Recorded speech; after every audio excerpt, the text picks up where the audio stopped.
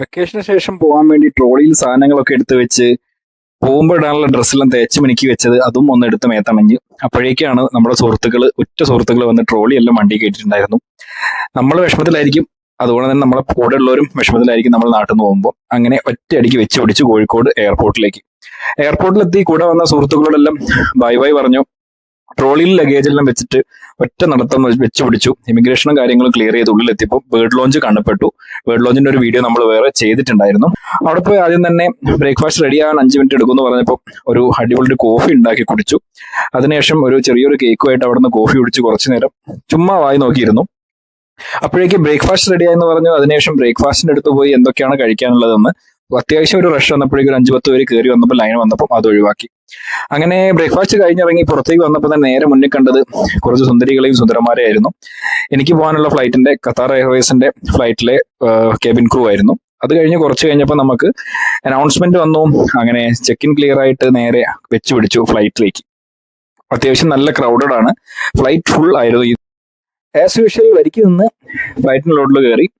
അങ്ങനെ നമ്മുടെ സീറ്റ് കണ്ടുപിടിക്കണം. അത്യാവശ്യം നല്ല തിരക്കാണ്. 2 റോളിൽ ഫ്ലൈറ്റ് ആണ്. ദോഹയിലേക്കുള്ളതായതുകൊണ്ട് നമ്മുടെ നാട്ടിൽ നിന്ന് ഒരുപാട് പേരുണ്ട്. എന്റെ സീറ്റ് നമ്പർ വെച്ച് ഓരോരോ സീറ്റും തൊപ്പി കണ്ടിച്ച് നോക്കുമ്പോൾ ആദ്യമായിട്ട് ഈ വട്ടം ഏറ്റവും പുറകിലുള്ള സീറ്റാണ് എനിക്ക് കിട്ടിയിരിക്കുന്നത്. അതുകൊണ്ട് തന്നെ ഫ്ലൈറ്റിൽ തന്നെ സാധനങ്ങൾ വെച്ചിട്ട് എന്റെ ലഗേജ് സ്പേസ് ഫുള്ളായിരുന്നു. അപ്പൊ ഒന്നും നോക്കിയില്ല, മറ്റുള്ള ആരുടെയോസ് ലഗേജ് സ്പേസിൽ എന്റെ സാധനങ്ങൾ വെച്ച് ഞാൻ എന്റെ സീറ്റിൽ സ്ഥാനം പിടിച്ചു.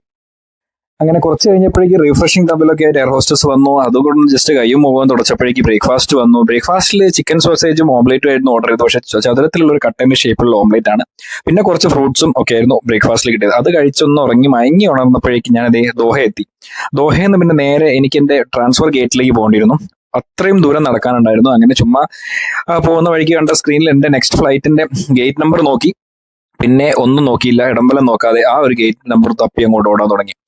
വളരെ നല്ല രീതിയിൽ, വളരെ നല്ലൊരു സ്റ്റാൻഡേർഡ് ആയിട്ട് ഏതൊരു ഇന്റർനാഷണൽ എയർപോർട്ടിനേക്കാളും നല്ലൊരു മികച്ച രീതിയിലാണ് ദോഹ എയർപോർട്ട് മെയിൻറ്റെയിൻ ചെയ്തിരിക്കുന്നത്. അതുകൊണ്ട് തന്നെ നമ്മൾ നടക്കുന്ന നടത്തത്തിൽ നമുക്ക് ഒരിക്കലും ബോറടിക്കില്ല, സമയം പോകുന്ന അറിയില്ല. പക്ഷെ ഒറ്റ കാര്യം നോക്കണം, ഫ്ലൈറ്റ് ഡിപ്പാർച്ചറിന് മുന്നേ നമ്മൾ ഗേറ്റ് കത്തുപിടിക്കണം. ഒരു ടൂറിസ്റ്റ് സ്പോട്ടിൽ ഉള്ളതുപോലെ തന്നെ ഒരുപാട് നല്ല നല്ല കാഴ്ചകൾ ഈ ഒരു ദോഹ എയർപോർട്ടിലുണ്ട്. പിന്നെ എവിടേക്ക് ഇന്റർനാഷണൽ പോവുകയാണെങ്കിലും എല്ലാ വട്ടവും പോകുന്ന ദോഹ വഴി ആയതുകൊണ്ട് ഒരുപാട് വട്ടം കണ്ടതുമായിരുന്നു. അങ്ങനെ എന്നിരുന്നാലും കുറച്ചെല്ലാം അതിലെല്ലാം നോക്കി നടന്ന് അങ്ങനെ നമ്മുടെ ഗേറ്റിന്റെ അടുത്തേക്ക് വെച്ചു പിടിച്ചു. ചുറ്റുപാടും വളരെ നല്ല രീതിയിൽ, എങ്ങനെയാണ് ഇതിനുള്ളിൽ നാച്ചുറലി പ്ലാന്റ്സ് എല്ലാം മെയിൻറ്റെയിൻ ചെയ്യുന്ന അറിയില്ല. എന്നിരുന്നാലും ഇത്രയും ക്രൗഡിനെ ഇവർ കൺട്രോൾ ചെയ്തുകൊണ്ട് ഈ ഒരു എയർപോർട്ട് മെയിൻറ്റെയിൻ ചെയ്തിട്ടുണ്ടായിരുന്നു. അങ്ങനെ ഓടിക്കഴിച്ച് ഞാൻ എന്റെ ഗേറ്റിനടുത്ത് എത്താനായി. അപ്പൊ പിന്നെ ഒന്നും നോക്കിയില്ല. അപ്പം പുറത്തേക്ക് നോക്കുമ്പോൾ എന്റെ ഫ്ലൈറ്റെല്ലാം വന്നിരിക്കുന്നുണ്ടായിരുന്നു. ഓൾറെഡി എന്റെ ഫ്ലൈറ്റിന് അനൗൺസ്മെന്റും അവിടെ വന്നിട്ടുണ്ടായിരുന്നു. എന്റെ ഒരു സുഹൃത്ത് അവിടെ നിന്ന് വിളിച്ചിരുന്നു, പക്ഷെ അവനെ കാണാൻ പറ്റിയില്ല.